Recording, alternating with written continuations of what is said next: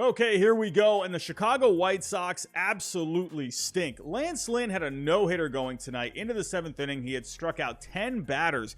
And the Rays ended up winning this game 12-3. They put up a 10 spot in the 7th inning. What an embarrassing loss for the Chicago White Sox. And what an embarrassing start to this year. If you go back to April 19th, they've lost 10 straight games. They have a record of 7-21, a run differential of -68. That is just crazy to me because I think this lineup is pretty decent, but they are just underachieving so badly right now. Let's take a look at the numbers with the offense. Right now, they are 27th overall with an 82 WRC plus. That is just abysmal. If we take a look at the exit velocity, right now they're 27th with an average of 87.5 miles per hour. That is so bad. Like, that is crazy to me, especially with some of these bats that they do have. If we take a look further, they're number 1 in ground ball percentage. Now, with ground balls, the more ground balls you hit, the more likely they're going to go for hits. But with the White Sox, that just shows how bad they are right now. Take a look at, a team like the Atlanta Braves.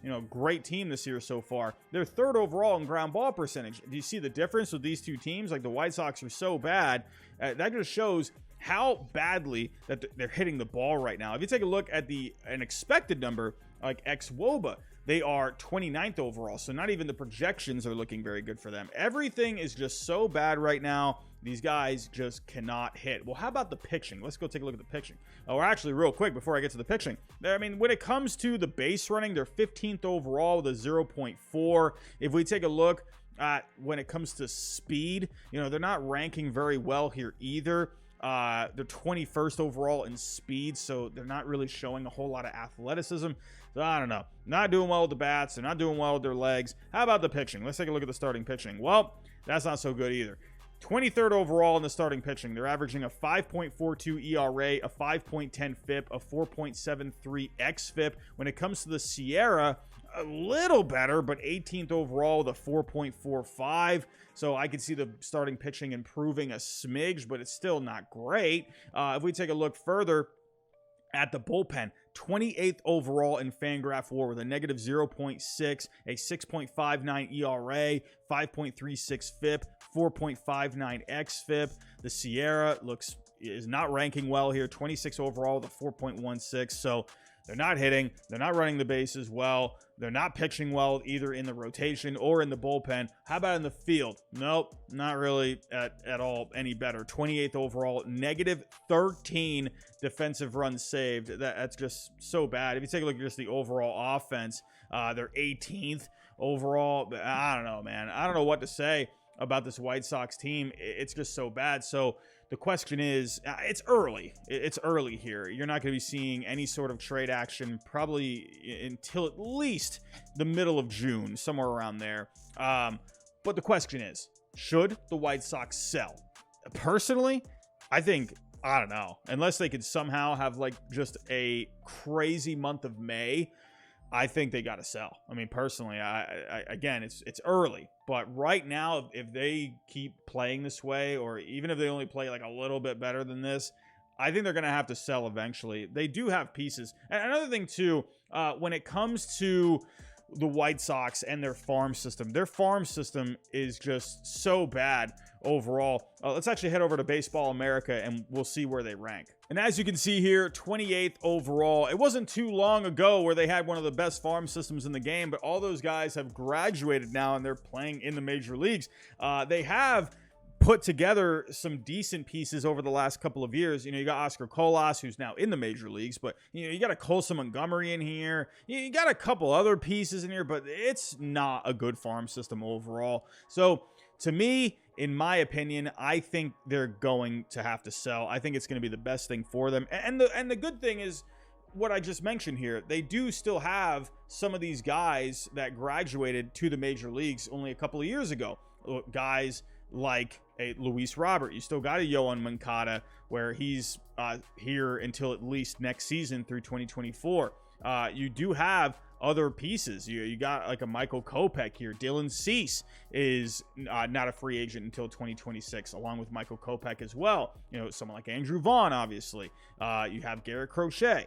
So you do have pieces here that you can still work with over the next couple of years. But to me, I think you got to start selling off some pieces. And another guy you have too is Andrew Benintendi. I feel so bad for Benny Ballgame. This guy signed with the White Sox, hoping to compete, and this is not the start that he was expecting. So I wonder if he's regretting this decision. But at least you have Benintendi for the next 5 seasons. So that's a piece that you can work with over the next few seasons as well. So if I'm looking at some pieces to sell, the first guy I'm looking at here is Lance Lynn. He's going to be a free agent after this year. This is a guy that can step into any rotation. We just talked about him. He had a no-hitter going tonight. He was not off to a good start this year, but he looked much better tonight. So we know Lance Lynn has still got it. He can definitely help out a rotation down the stretch going for the playoffs. You have other pieces here. Tim Anderson's an intriguing one because he has a club option for next year. This is a guy that absolutely it would be a great addition for any lineup, but I could see the White Sox also keeping him, hoping to be more competitive next year, and you can just exercise the club option. You have other pieces in here as well. So let's actually head over to baseball trade values. I've actually listed out all of the names here that could bring you back some good value. Actually, all the players that I've listed here, you could get over $80 million worth of value, or at least close to that number. So like I said, Tim Anderson, he's got the highest value right now, $46 million. Lucas Giolito, this is an interesting one as well. Lance Lynn, I think, is the more obvious one, but with Lucas Giolito, this is a guy who is on the younger side, so I wonder if the White Sox would like to try and sign him to an extension. He is doing better this year. If we go take a look here, he's on his last year of arbitration, but the year he's having so far, he's doing better than he was last year. If we take a look at the numbers overall, he's got through 6 starts, a 3.75 FIP, 4.15 ERA. So Giolito is looking better, but this is a guy that you could possibly mix into a deal. I could see some teams definitely being interested in him. He's going to get you back a decent package. Someone like an Eloy Jimenez that could give you a power bat for your lineup. This is a guy I could absolutely see. Joe Kelly, he's got a negative value right now, but come trade deadline, when relievers, teams are overpaying a little bit, and if Joe Kelly, if the numbers are looking okay for him at that time, I could see him going somewhere. Got a Reynaldo Lopez where his numbers don't look good right now. They're awful, but this is a guy who throws hard. I could see teams being interested in that velocity. And then again, Lance Lynn.